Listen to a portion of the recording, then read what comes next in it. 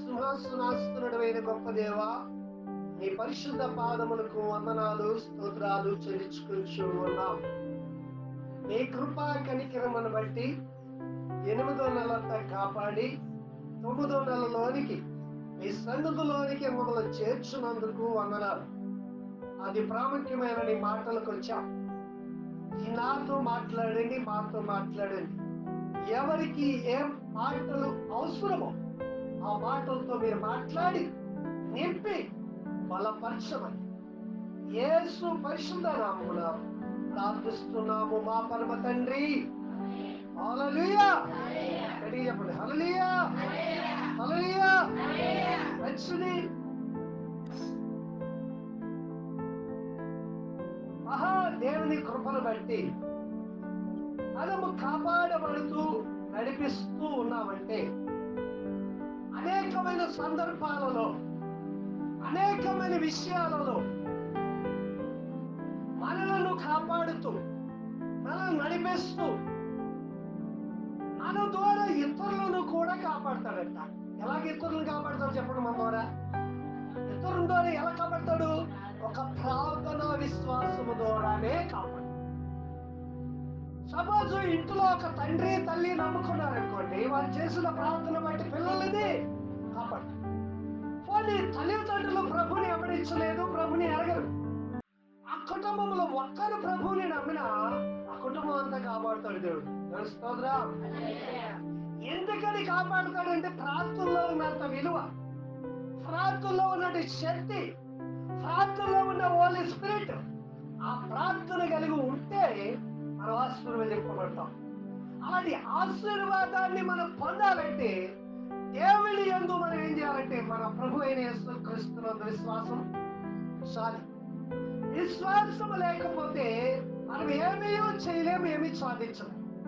సాధిస్తాము అని అనుకోవడం కానీ మనం అనుకుంటున్న విషయం కన్నా, మనము మన ప్లాన్ కన్నా దేవుని ప్లాన్ చాలా బలమైంది. ఆ ప్లాన్ లోనే మనం నింపబడాలి, ఆ ప్లాన్ ద్వారానే మనం కట్టబడాలి. అలా కట్టబడినప్పుడు ఆశీర్వదింపబడతాం. దేవునికి స్తోత్రం. హల్లెలూయా. అలాగే ఆశీర్వదింపబడాలి అంటే, ఆ దేవుని ప్రసన్నతను పొందాలంటే దేవునికి స్థానం ఇవ్వాలి. ఇదే ప్రభు మహాకృపను బట్టి ఒక రోజున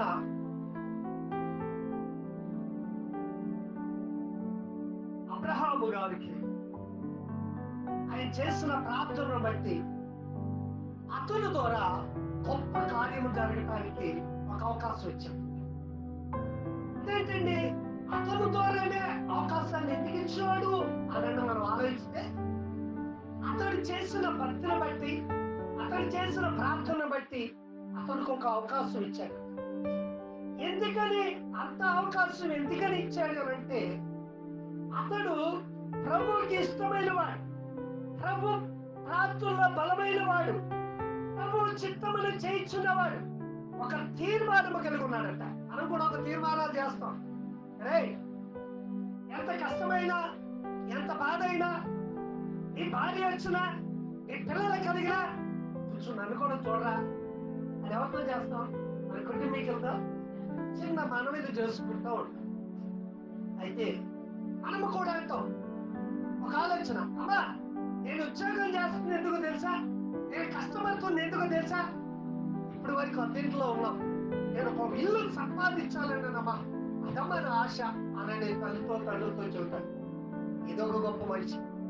అయితే అబ్రహాము చేసిన ఆశ ఏదో తెలుసా? ప్రభువా, నా జీవిత కాలం అంతా కూడా నీకు ఇష్టమైనట్టుగా నేను నడుచుకున్నట్లు నా ద్వారా నన్నైనా, నా కుటుంబమైనా, నా అన్నవారినైనా నువ్వు కాపాడేటి కృపను మాకు సహాయం చేయమని దేవుని దగ్గర నిబంధన చేసుకున్నట్టు వాడు అబ్రహాం. అయితే నిబంధన చేసుకున్నట్టు వ్యక్తికి ఒక రోజున ఒక సమావేశం తెలిసి, ఆయన దేవునితో దగ్గరగా ఉన్నాడు, ప్రార్థన చేస్తున్నాడు, విశ్వాసంలో నడుస్తున్నట్టు వ్యక్తికి ఒక రోజున ఏమైందంటే, అతడు ఆ భక్తి కలిగి నడుచుకుంటున్నప్పుడు ఈ లోపల ఒక సమాచారం తెలుసుకుంది.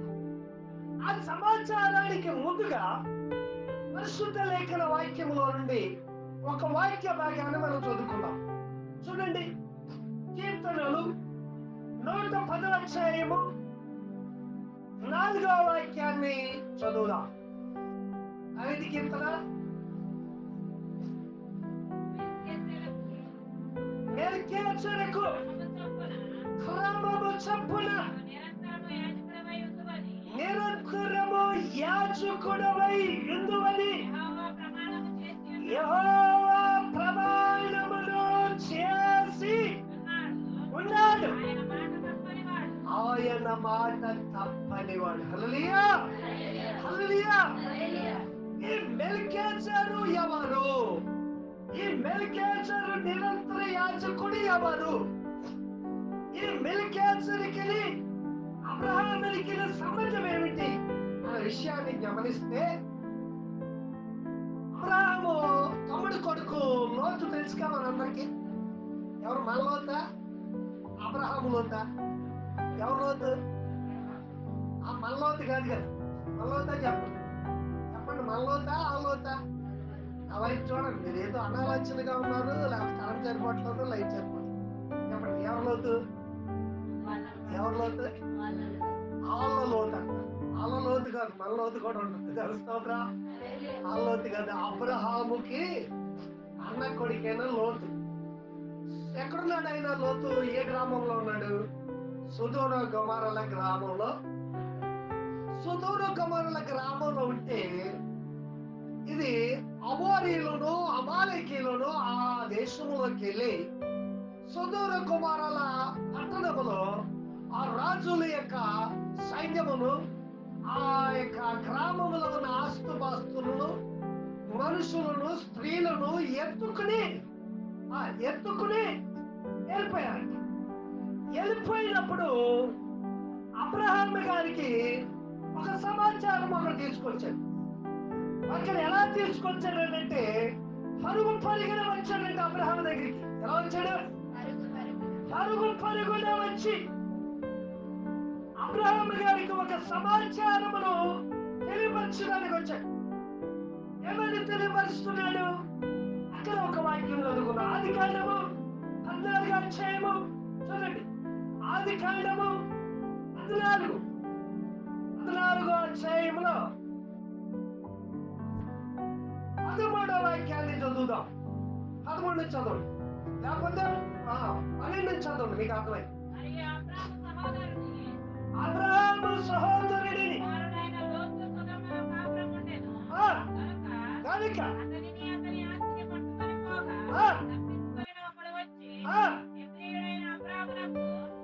తప్పించుకుని వాడు అక్కడ వచ్చి అబ్రహామునకు ఆ సంగతి చెప్పాను. అప్పుడు అతడు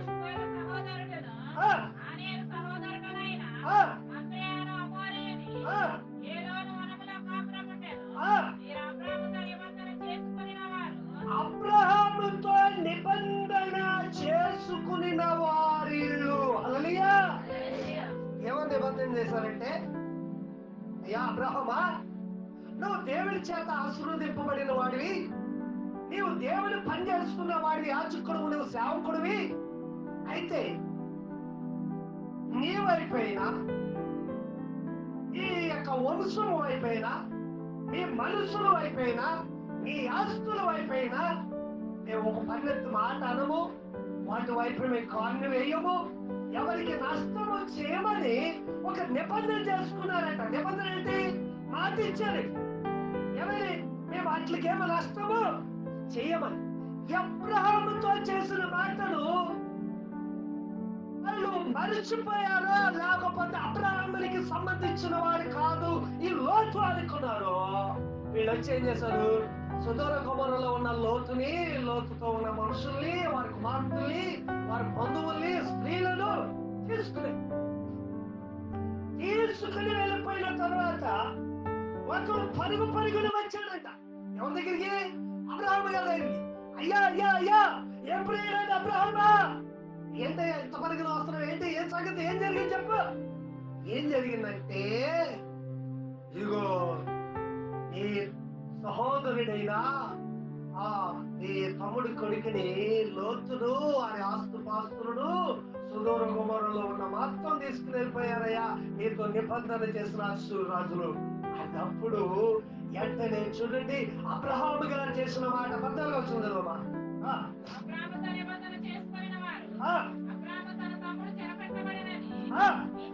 ఇది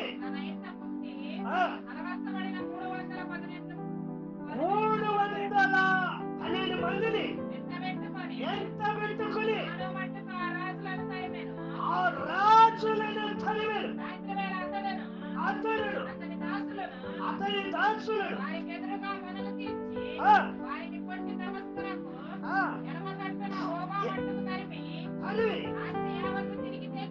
ఈ ఆస్తి యావత్తు తిరిగి తెచ్చి ఆ తమ్ముడైన లోతును ప్రజలను తిరిగి తీసుకుని వచ్చాను. రాజులు ఓడించి తిరిగి వచ్చినప్పుడు సొదొమ రాజు ఎదుర్కొనుటకు బయలుదేరి వచ్చాడు. షాలేము రాజైన మెల్కీసెదెకు రొట్టెయు ద్రాక్షారసమును తీసుకుని వచ్చాడు. సర్వోన్నతుడి దేవునికి యాజకుడు. అప్పుడు అబ్రాహామును ఆశీర్వదించి ఆకాశమునకు భూమికి దేవుని వలన అబ్రాహాము ఆశీర్వాదింపబడి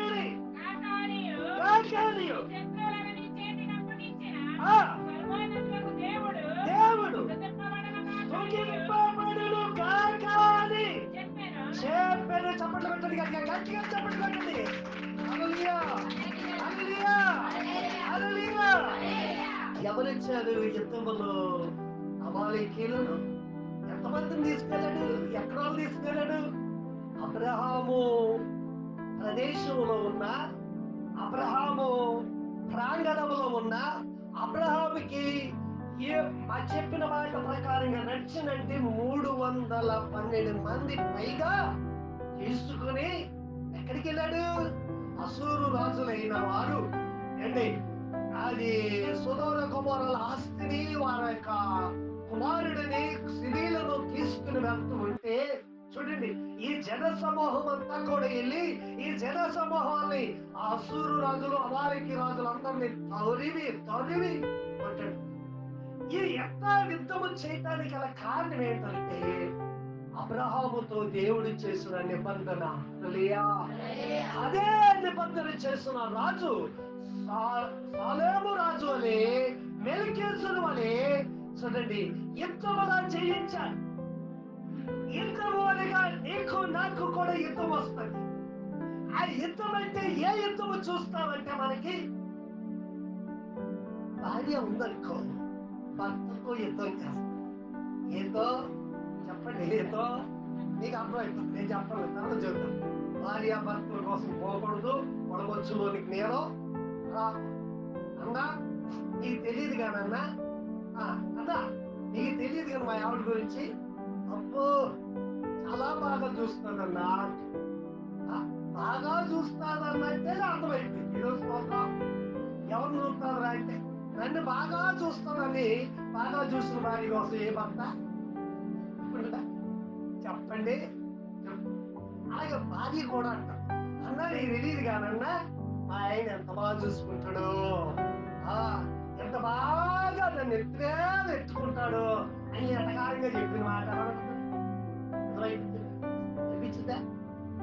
అసలు నన్ను కష్టపెట్టనే పెట్టాడన్నా ఒక మాట కూడా అనడం, ఒక మాట కూడా అనంటే ఏం చేస్తారు? ఒకరికొకరు యుద్ధాలు జరుగుతూ ఉంటాయి. ఆ యుద్ధాలు ఎవరు చూస్తారు? ఎవరో దేవుడా, దేవుడు ఎటు చూస్తాడు, ఆయన కనిపిస్తే ఎటు చూస్తాడు. కానీ మన ఇంట్లో ఉన్న మన పిల్లలు చూస్తారు, వాళ్ళు కూడా యుద్ధం చేసుకుంటారు. ఎప్పుడు చేస్తారు? ఈ యుద్ధం చేసుకున్న తల్లిదండ్రులు కొంపకాడికి వచ్చినప్పుడు ఇక్కడ యుద్ధం మొదలెడతారు. అమ్మా నాన్న వస్తారు, ఇంకో యుద్ధం మొదలెడతారు. ఎందుకని ఈ యుద్ధం చేసుకుంటే అమ్మ నాన్న లోపలికి రారు కదా. వస్తారా? సరే చెప్పండి, యుద్ధం చేసుకుంటూ వస్తారా? వెయిటింగ్ చేసుకుంటూ వస్తారా? కేకలు వేసుకుంటూ వస్తారా? ఇక్కడే కేకలుగా ఉంది, ఎందుకులేవే కళ్ళు నిండి అని అంతే కదా. అంతేనా? బాగుంటుంది. అయితే అలాంటి యుద్ధం కాదు ఇది చేసి. ఎలాంటి యుద్ధం అంటే అన్యాయముగా దోచుకున్న దానిని తీసుకొస్తానికి అతడు వెళ్ళినంటే యుద్ధములో విజయ వీరుడిగా వస్తున్నప్పుడు మనము కూడా 6 రోజులు అంటే సోమవారం మొదలుకొని శనివారం సాయంకాలం రాత్రి వరకు కష్టపడుతున్నావు చూడండి. శనివారం యుద్ధం చేస్తారు. అందుకే 6 రోజులను కష్టపడి 7వ రోజున పరిశుద్ధమైన సన్నిధికి నేను ఎందుకు రమ్మన్నానంటే నీవు ప్రభువు యొక్క సన్నిధిలో ఈ యాజకుల ద్వారా నిరంతరమును జీవించుచున్న యాజకుల ద్వారా ఆశీర్వాదమును పొందటానికి చెప్పటం. నిరంతరమును జీవించుచున్న సాలేము రాజైన మెలికీ రాజు వచ్చాడు. ఎవరి దగ్గరికి వచ్చాడు? అబ్రహాము దగ్గరికి వచ్చాడు. ఎందుకని వచ్చాడు అంటే యుద్ధములో జయించడానికి. న్యాయమైన యుద్ధానికి వెళ్ళాడా, అన్యాయమైన యుద్ధానికి వెళ్ళాడా? చెప్పండి, ఏ యుద్ధానికి వెళ్ళాడు? అన్యాయంగా వెళ్ళదుగా. నిబంధన చేశారు వీళ్ళు దేవుడి పక్షాన. నేను అర్థాన్ని ప్రభుత్వం చెప్పకుండా సొంతంగా వెళ్ళాడు. చాలా మంది చూడండి ముఖ్యమైన పనుల కోసం చూపుతారు మాస్టర్ గారికి. ఇప్పుడు గమనించండి, ఏ ముఖ్యమైన పనులు చెప్పండి, ఏ ముఖ్యమైన పనులు చెప్పండి. అప్పులు ఉన్నాయనుకో మాస్టర్ గారికి, అప్పులు తీరిపోయి ₹1,00,000 వచ్చినాడు మాస్టర్ గారికి వెళ్తారా? చెప్పండి, వెళ్తారా? మళ్ళీ ఏమో దశంభాగం వేయాలేమో. ఈ విషయం మనకేమే అని చెప్తారా? చెప్పండి. బలహీనత ఉందనుకో మాస్టర్ గారికి వెళ్తారు, చెప్పరా? చెప్తారు కదా. బలహీనత తీరిపోయిందో అనుకో మాస్టర్ గారు ఏదో పని చెప్తాడు. స్తోత్రం అర్థమైంది కదా. అది అయితే మనం ఏం చేస్తామంటే అవకాశాన్ని బట్టి చూద్దాం. అలా కాదు. అబ్రహాం ఏం చేయడు తెలుసా? ఇదిగోనైనా ఉన్నది ఉన్నట్టుగా మీరు ఎంత ఆస్తి ఇచ్చావునైనా, ఇంత ఆస్తి బాస్తులు ఇచ్చావునైనా, ఏం చేయాలైనా నాకు ఎంతవరకనే నా పనువాళ్ళు తిరిగి ఇంకా మిగిలిపోతుందంటే అబ్రహమా ఏంటి ఎక్కువ అవుతున్నారు బాగా ఫీల్ అవుతున్నావా అని ఒక రోజున అబ్రహాముని కూడా అడిగాడు. అవును ప్రభా, ఏం చేయాలి వీళ్ళందరంటే, అరే బాబు అందరినీ చేర్చుకో, అందరినీ చేర్చుకో, ఈ మందలో చేర్చు అని అంటే ఎంతమందిని చేర్చాడు? ఇంచుమించు 312 మంది పైగానే చేర్చాడా లేదా అబ్రహాం సమూహంలో? లేకపోతే 300 మందిని అబ్రహామా అరే మా తమ్ముడు అంటే నాకేం పట్టిందిరా, ఈ తమ్ముడు తీసుకెళ్తే నేనేం చేయదా? నేనేం చేయి చెప్పు, ఏం చేయమంటావు చెప్పు. అలాగా సంపాదించుకోవాలి అబ్రహాం. ఎలా సంపాదించుకున్నాడు? ఆయన ప్రేమతో దేవుడితో నిబంధన చేసి దేవునికి సమూహం కలిగి ఆయనకి ఇష్టమైన వాడిగా నడిచాడు కనుక ప్రభువా యేసయ్యా యెహోవా మరి ఇదిగోనైనా సొదొమ గొమొర్రా పట్టణములో ఉన్న మరి నా తమ్ముడిని అనగా ఆ యొక్క ఆస్తిని తీసుకుపోయారు, నేనేం చేయను. నీకున్నారు కదా, ఇలా నువ్వెళ్ళరా బాబు, నువ్వు వెళ్తా ఉంటే నేను వస్తానండి అంతేనా? వెళ్ళాడు. వెళ్ళి ఆ యుద్ధములు జయించుకుని వస్తూ ఉన్నప్పుడు అబ్రహాముకి ఏమిస్తున్నాడంట? ఏమిస్తున్నాడు? సొదొమ ఈ చేసిన పనికి అబ్రహాం వస్తున్నప్పుడు సాలేము రాజైన మెల్కీజెదెకు వచ్చాడంట. ఎవరు వచ్చాడు? ఈ మెల్కీజెదెకు ఎక్కడ కనబడ్డాడు మనకి? ఎక్కడ మనం చదివాం? ఫస్ట్ దావీదు కీర్తనలో చదివాం. ఎక్కడ చదివాం? అదేంటది అబ్రహాముకి ఇచ్చాడు కదా. ఈ మెల్కీజెదెకు ఎవరు అంటే అసలు మెల్కీజెదెకుకి ఆ మెల్కీజెదెకు నిరంతరం జీవించిన యాజకుడికి అబ్రహాముకి సంబంధం ఏంటంటే ఆ మెల్కీజెదెకు ఎవరు? ఆ రొట్టు ద్రాక్షారసం ఇచ్చిన ఈ మెల్కీజెదెకు ఎవరు? నిరంతర యాజకుడు అన్నాడు. ఎవరండి? నిరంతర యాజకుడు. అందుకని చూడండి, ఆకాశములకు భూమికి సృష్టికర్త అయిన సర్వోన్నతుడైన దేవుడు అబ్రహామును ఆశీర్వదించాడంట. అందుకనే శత్రువుల నుండి ఏం చేశాడు? జయించాడు. శత్రువులను జయించడానికి అబ్రహామునికి శక్తిచ్చాడు. అలాంటి జయమును పొందిన తర్వాత, ఆ కష్టముల నుండి విడుదలను పొందిన తర్వాత అబ్రహామును పొందుకున్న ఆశీర్వాదం ఏంటో తెలుసా? రొట్టె ద్రాక్షారసం. ఎవరిచ్చారు? మెల్కీయేసుడు. ఈ మెల్కీయేసుడు ఎవరు? ఈ వాక్య భాగంలో కొన్ని విషయాలు మనం చదువుకుందాం. ఆ మెల్కీయేసుడు ఆయన స్తుతునందున వాడంట, ఆశీర్వాదమును నొందిన వాడంట. సరే, పరిశుద్ధ లేఖన వాక్యములోనికి మనం వద్దాం. ఎబ్రీయులకు చూడండి, ఎబ్రీయులకు రాసిన పత్రిక పరిశుద్ధ లేఖన వాక్యము నుండి ఎబ్రీయులకు 7వ అధ్యాయము 1వ వాక్యాన్ని మనం చదువుదాం. రాజులను సంహారము చేసి తిరిగి వస్తున్న అబ్రహామును ఎవరు కలుసుకుని అతనిని ఆశీర్వదించెను. అబ్రహాము అన్నిటిలో 10వ వంతు ఇచ్చిన ఆ షాలేము రాజును,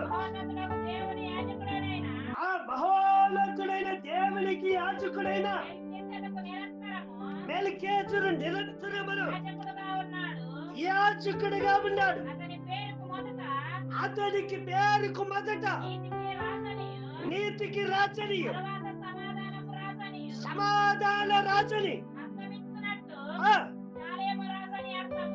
సాలేము రాజని అర్థము తండ్రి లేనివాడును, తల్లి లేనివాడును, వంశావళి లేనివాడును, ఆది అయినను అంతమైనను లేనివాడయ్యుండను. చెప్పండిగా. హల్లెలూయా, హల్లెలూయా. ఎవరు వచ్చారు ఇక్కడికి? ఎవరికి వచ్చారు ఇక్కడ? మళ్ళీ ఎవరిదా? షాలేము రాజు అంట. షాలేము రాజుకి ఏమి లేదంట, ఏమి లేదు. తల్లి లేదంట, తండ్రి లేడంట, వంశావళి లేదు. ఏంటి, తల్లి తండ్రి లేకుండా ఎవరు పుడతారా? చెప్పండి, ఎవరు పుడతారా? తల్లి లేకుండా, తండ్రి లేకుండా ఎవరైనా పుడతారా? మనిషి అన్నవాడు అక్కడికి వచ్చింది ఎవరంటారు? ఒక యాజకుడిగా వచ్చింది ఎవరు? మనిషి అని అంటారా? మనిషేనా? ఇక్కడ ఏమన్నాడు? ఆలోచనకర్త, సమాధానకర్త అని అతనికి పేరు పెట్టబడిందంట. ఎక్కడ చూస్తాం? మనకి 9వ అధ్యాయము 6వ వాక్యం చూడండి. యెషయా అక్కడ చూస్తాం. చూడండి, చక్కని వాక్యం. కనబడకపోతే కొంచెం లైట్ వేసుకోండి. దేవ స్తోత్రం. ఇక్కడ చూడండి, అక్కడ ఏమనుంటుందంటే, ఏలి అనగా మనకు శిశువు పుట్టను, కుమారుడు అనుగ్రహింపబడను, ఆయన భుజము మీద రాజ్యభారం ఉండను, ఆశ్చర్యకరుడు, ఆలోచనకర్త, బలవంతుడగు దేవుడు, నిత్యుడగు తండ్రి, సమాధానకర్త అని, అధిపతి అని అతనికి పేరు పెట్టబడెను. హల్లెలూయా. ఎవరైనా చెప్పండి, ఎవరైనా? యేసు ప్రభువు వారు. హల్లెలూయా. ఒక రోజుని అబ్రహాముని గురించి ఒక సమాజ మందిరములో యేసు ప్రభువు వారు చదువుతున్నారు. ఏమన్నాడంటే, నేను అబ్రహాముని ఎరిగిన వాడును అంటాడు. అప్పుడు శాస్త్రులు పరిచయులు వచ్చి యేసు ప్రభువుని అడుగుతారు, అయ్యా, నీకు అత్తా పగడి 33 సంవత్సరాలు లేవు, 50 సంవత్సరములు కలిగిన అబ్రహాము నీకు తెలుసా అంటాడు. అవును, నేను అబ్రహాముని చూశాను. ఏమంటాడు? అబ్రహాముని నేను చూశాను. ఎప్పుడు చూశాడంటే, చూడండి, సొదొమ గొమొర్రా పట్టణం మీద జయించినప్పుడు అతని నడవడిలోను, అతని భక్తిలోను, అతని క్రియల యందు సమస్తలను చూసి నిరంతర యాజకుడిగా, మెల్కీయేసుడిగా, చూడండి, షాలేము రాజుగా అతనికి ఏం తీసుకెళ్ళాడు? రొట్టె ద్రాక్షారసము తీసుకొచ్చి ఇచ్చాడు. చూడండి, ఆయన నిరంతర యాజకుడిగా, అనేకులను ప్రధాన యాజకుడిగా యేసు ప్రభు వస్తే అనేకులను యాజకులుగా యేసు ప్రభువే సిద్ధపరచుకుంటున్నాడు. యేసు ప్రభు వారే ఆయన స్వయంగా ఆయనకి ఏమిచ్చాడంటే ద్రాక్షారసమును, రొట్టెయు ద్రాక్షారసము ఇచ్చాడు. ఎవరిచ్చారు? యేసు ప్రభువే ఇచ్చాడు. చూసరే ఎంత ధన్యత! అంటే ఫస్ట్ సంస్కారం ఎవరికి ఇచ్చారంటే అబ్రహాంకి ఇచ్చారు. మనము కూడా తీసుకుంటున్నాం. ఈ యొక్క రొట్టు ద్రాక్షారసం ఏదో తీసుకుంటున్నామని అనుకుంటున్నాం, కానీ ఇది నిరంతరమును జీవించు యాజకుడు. ఆయన ఎవరంటే తండ్రి లేనివాడు, తల్లి లేనివాడు, వంశావళి లేనివాడు, నిరంతరమును జీవించువాడు. చూడండి, ఎవరికి తండ్రి ఉండడండి, అది యేసు ప్రభుకి ఏమి లేదంటే తండ్రి లేనివాడు, తల్లి లేనివాడు అంటే ఆయనే తండ్రి, ఆయనే తల్లి.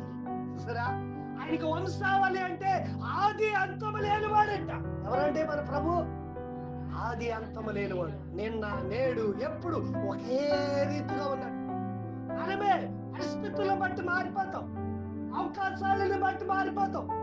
అబ్రహాం ఎలాగున్నాడనంటే, ఇదిగో నీ దేవుడైన యెహోవాను నేనే, నేను తప్ప వేరొక దేవుడు నీకు లేడు అనే దాంట్లో నిత్య నిబంధన కలిగి ఉన్నాడు. చదవండి నిర్మాకాండం 20 మొదటి వాక్యం చదవండి. మొదటి వాక్యం, నీ దేవుడైన యెహోవాను నేనే, నేను తప్ప వేరొక దేవుడు నీకు లేడు. తెలుగులో ఉన్నవాడు చదవండి కొంచెం వాక్యం. చదవండి 20 నిర్మాకాండం 20. అందుకు మోసే, అబ్బా ఇక్కడ చదువుతున్నా నిర్మాకాండం 20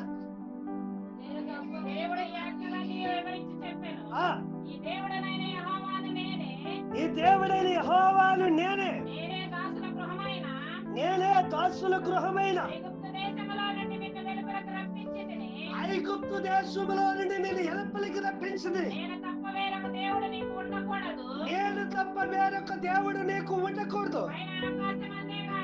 అయిన ఆకాశం అందే కాదు, కింద భూమి అందే కాదు, దేని రూపమైన విగ్రహమునైన నీవు చేసుకొనకూడదు, వాటికి నీవు సాగిలపడకూడదు, వాటిని పూజింపకూడదు. ఏలయనగా ఈ దేవుడనైన యెహోవాకు నేను రోషము గల దేవుడు, నన్ను దేశించు వారి విషయంలో 3-4 తరముల వరకు తండ్రుల దోషము కుమారుల మీదకి రప్పించుచు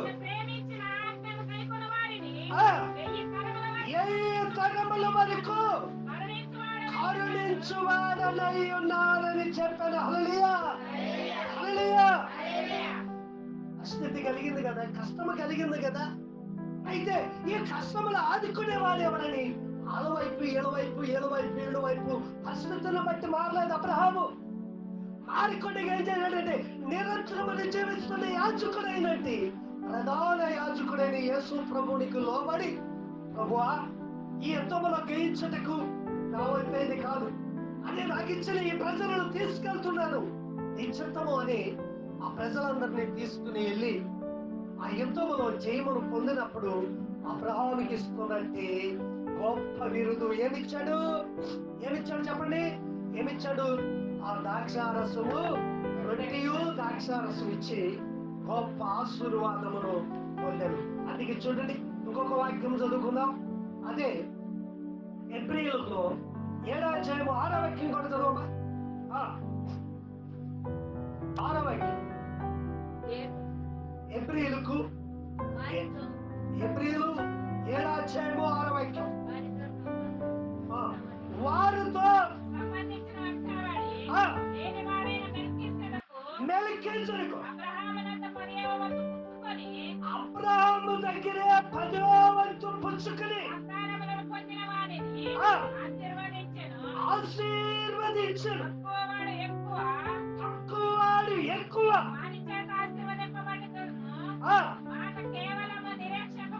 నిరీక్షేపమై ఉన్నది. లేవి క్రమము చూడగా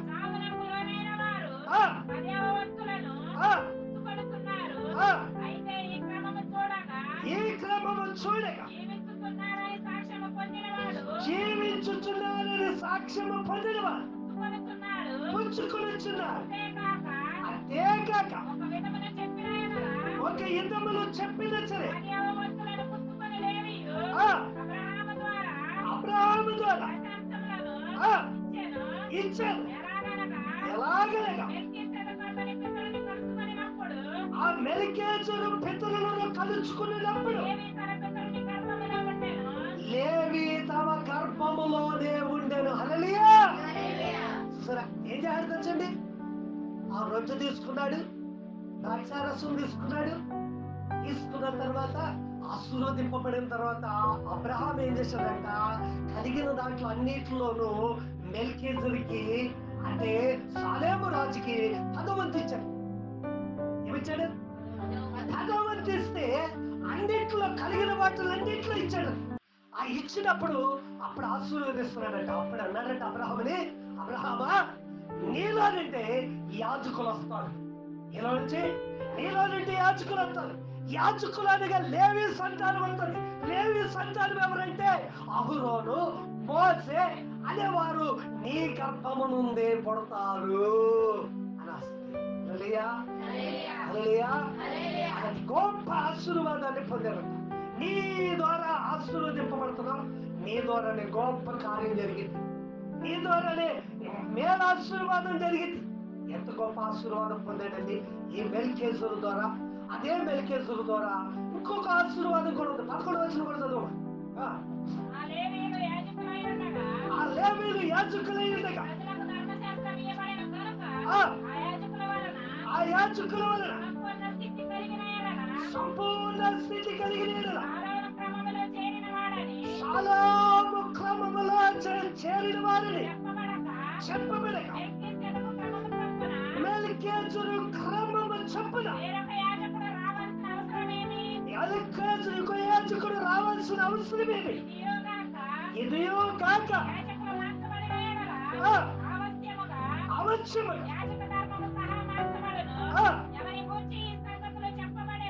ఎవరి గూర్చి ఈ సంగతులు చెప్పబడను.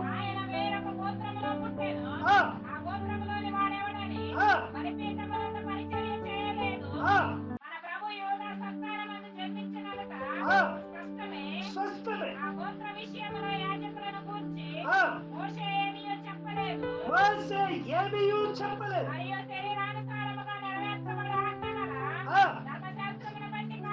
ధర్మశాస్త్రమును బట్టి కాక నాశనములో నుండి జీవమును గురించి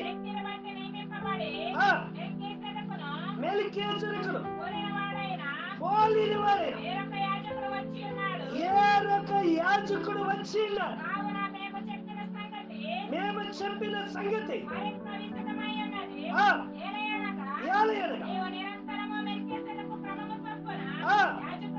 యాజకుడు ఎందువని ఆయన విషయమై సాక్ష్యం ఇచ్చాను. హల్లెలూయా. హల్లెలూయా. ఈ మెల్కీసెదెకు విషయములో నిరంతర యాజకుడి గురించి నువ్వేం చేస్తావంటే సాక్ష్యం ఇస్తావు. ఈయన ఎలాంటి వాడంటే తండ్రి లేనివాడు, తల్లి లేనివాడు, వంశావళి లేనివాడు, కానీ దేవునికి ఇష్టమైన పని జరిగిస్తూ ఉన్నవాడు. అలాంటి యాజకుడే ఇప్పటి వరకు అప్పటి వరకు జరిగిస్తున్న ఆ మెల్కీసెదెకు దగ్గరకు వచ్చాడు. చూడండి, మెల్కీసెదెకు అనే మాటకి ఏంటంటే దేవుడు నీకు ఇస్తున్నాడు ఆయన శరీరం, నీకు ఇస్తున్నాడు ఆయన రక్తం. అంటే క్రమము చప్పున చేస్తున్నాడు. క్రమంగా చేస్తున్నావా, అతిక్రమంగా చేస్తున్నావా? ఇది క్రమం. ఆ క్రమము చప్పున జరిగించుటకు యాజకులుగా యాజకులమైన మా ద్వారా జరిగించటానికి ఇది ప్రధాన యాజకుడైన యేసు ప్రభు ద్వారానే కానీ ఈ మనుషుల వలన జరగదు. ఎందుకనంటే ఆయన పాపము లేనివాడు. ఆయనలో ఈ నిరంతరమైన యాజక ధర్మమును జరిగించే విశేషం ఉంది. అందుకే హెబ్రీయులకు రాసిన పత్రికలో చివరి వాక్యాలు 2-3 వాక్యాలు చదువుకుని ప్రార్థన చేద్దాం. 28వ వాక్యం నుంచి చదువమా. చూడండి, 7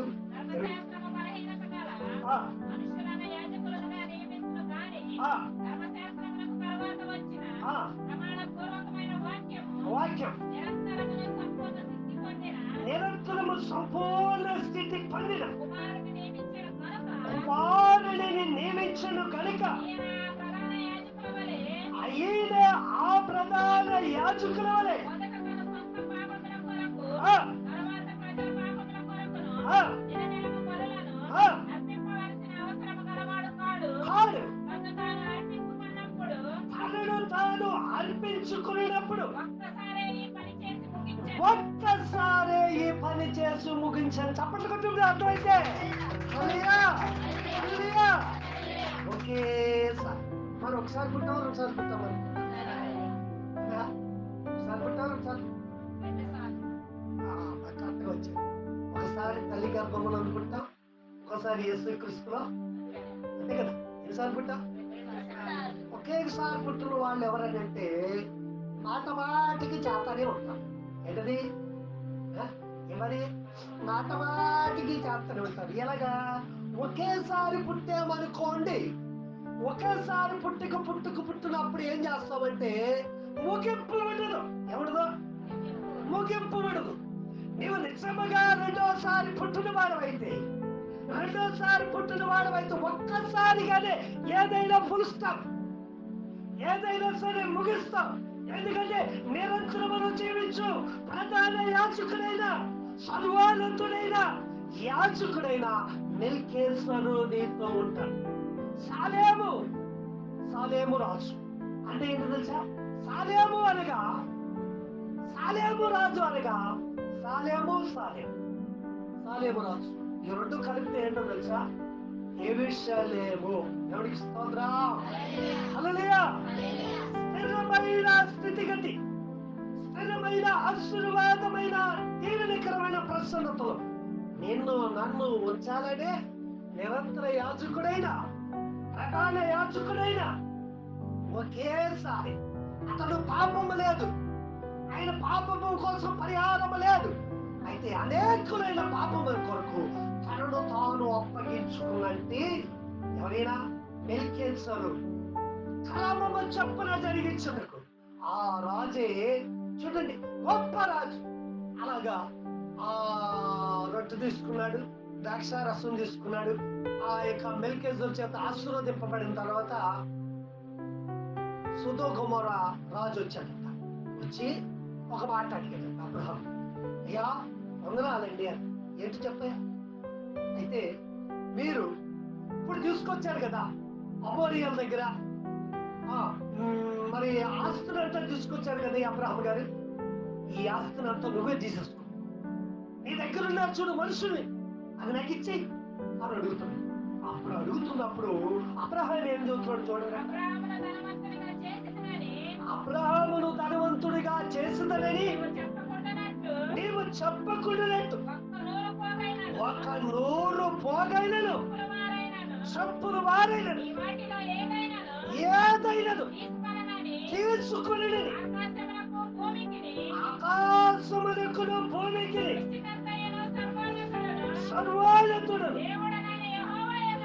దేవుడైన యెహోవా ఎదుట నా చెయ్యి ఎత్తి నేను ప్రమాణమును చేసినాను. ఈ పరచువారు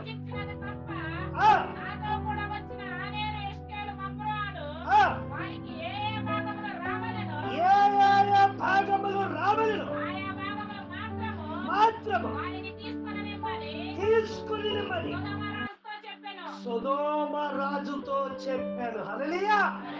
ఏమంటున్నాడు? అరవై బాబు రాజుగారు, బాబు నాయన అబ్రహాం గారు, మీరు ఆశీర్వదింపబడ్డారు. చూస్తున్నా కనుల ద్వారా నువ్వు ఆశీర్వదింపబడిన వాడు అర్థమైపోతుంది. ఆయన ఎవరో తెలియదు, ఎటు నుంచి వచ్చాడో తెలీదు. నువ్వు ప్రయాసంతో నువ్వు చాలా నలిగిపోయినప్పుడు నీకు ఆహారంగా రొట్టె తీసుకొచ్చాడు, నీ దాహముగా ద్రాక్షారసం తీసుకొచ్చాడు. అదే పైపచ్చి కాకుండా నీకు కలిగిన అన్నిటిలో కూడా ఆ వచ్చినట్టుకి పదవంతితో చూసాం, కళ్ళారా చూసాం. అబ్బా ఎంత బాగా ఆశీర్వదింపబడ్డావయ్యా, నీ ప్రజలందరూ నీ మాట వింటున్నారు, నువ్వు దేవుడికి భయపడేవాడు, నువ్వు ప్రార్థమవుతుంది. అయితే నువ్వు ఇప్పుడు ఒక పని చేయాలి. ఏం చేయాలి? నీ దగ్గర ఉన్నారు మనుషులు, నాకు ఇచ్చేసి ఈ ఆస్తి అంతా తీసేసుకోమన్నప్పుడు అబ్రహాం ఏమన్నాడంటే, నువ్వులు పోగు కూడా నాకు వద్దు, చొప్పులు వారు కూడా నాకు వద్దు. ఎవరంటే నాకు చొప్పులు వద్దు, నీ ఆస్తి వద్దు, నాకెవరు కావాలి? నన్ను ఆశీర్వదిస్తున్న ప్రభువే నాకు కావాలి. అంటే నువ్వు నేను ఇచ్చాను ఆస్తి నువ్వు చెప్పుకోడాక, నేను ఇచ్చానని చెప్పుకోవడానిక?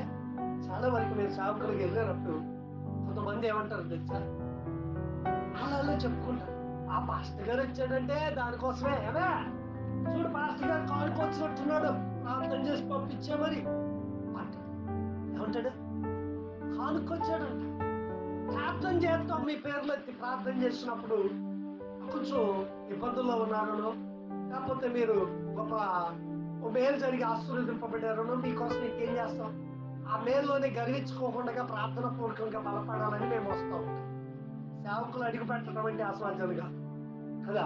నేను చాలా మంది ఫోన్లు చేస్తూ ఉంటారు, భోజనానికి రండి, ఒకరోజు ప్రార్థన చేయండి. భోజనానికి రండి అంటే ఎవరైనా ప్రార్థనకి వెళ్తాం, తెలుసుకోవడం. నేను తిండి ప్రియండి అసలు కానే కాదు. ఆ పాస్టర్ గారు వెళ్ళింది నేను నిన్న అంటాను అవ్వాలి, తెలుసుకోవద్రా కదా. చాలా వరకు మరి చక్కగా వేడి వేడిగా తయారు చేసి నేను ఇప్పుడు తినను అన్నాను అనుకో, కోపం వచ్చిందని. నేను మొదటికి ఎవరికి ఇవ్వాలి? ఏసైని గౌరవించాలి కదా. తర్వాత మా ఆవిడ గౌరవించాలా? లేకపోతే ఏసైని పక్కన పెట్టి నా ఆవిడ గౌరవిస్తానంటే అట్లా ఊరుకుంటాడు ఆయన? ఆవిడకు చెప్పండి, ఊరుకుంటాడా? కాదులే, మా ఆవిడ కాదు, మా దేవుడు కాదు, మా అమ్మని గౌరవించాలని ఊరుకుంటాడా? మా సంఘస్థులు గౌరవిస్తారండి, మనం గౌరవించాలంటే ఊరుకుంటాడా? అప్పుడు నిరంతర ఆశీర్వాదాలు మనం పొందగలుగుతామా? మెల్కీసెదెకు పొందుకున్నాడు, మెల్కీసెదెకు ద్వారా అబ్రహాం పొందాడు. నేను చదువుతున్నప్పుడు మీరు రెండోసారి రక్షింపబడిన మరొకసారి మీరు పుట్టిన వారు కాబట్టి మీరేం చేస్తారంటే ఒకేసారి ఫుల్ స్టాప్ చేయండి. నేను రేపు చేద్దాం, రేపు చేద్దాం, రేపు చేద్దాం, 6 రోజుల్లోనే పని ముగించి, ఇది కదా. ఒకసారి ముగించాడా? రెండోసారి ముగించాడా? ఒక్కసారి 6 రోజుల్లోనే తన పని ముగించి 7వ దాన్ని ఆశీర్వదించాడు. నేను కూడా ఏమంటున్నాడు? 6 రోజులు కష్టపడి 7వ రోజున పరిశుద్ధమైన సన్నిధిలోనికి రా, ఆ పవిత్రముగా తీసుకో, నేను ఇస్తున్న నిరంతర యాజకుడైనట్టు వాడు. మెల్కీసెదెకు అబ్రహాముకి రొట్టె ద్రాక్షారసం ఎలాగిచ్చి ఆశీర్వదింపబడ్డాడు, నిన్ను కూడా ఆశీర్వదిస్తున్నాడు. ఈ ఉదయకాలం పరీక్షించుకుందాం. ప్రభువా, నీవేనైనా ప్రభువుగా వచ్చావు, నీవే రక్షకుడిగా వచ్చావు, నువ్వు తండ్రి లేని వాడివి, నువ్వు తల్లి లేని వాడివి, వంశావళి లేనివాడు అంటే నిరంతరము నువ్వు జీవించువాడు. నేను వెంబడించుతున్న మేము కూడా నిరంతరము జీవించే బిడ్డలుగా మేము ఉండాలి ప్రభువా. ఒక తీర్మానం కలిగి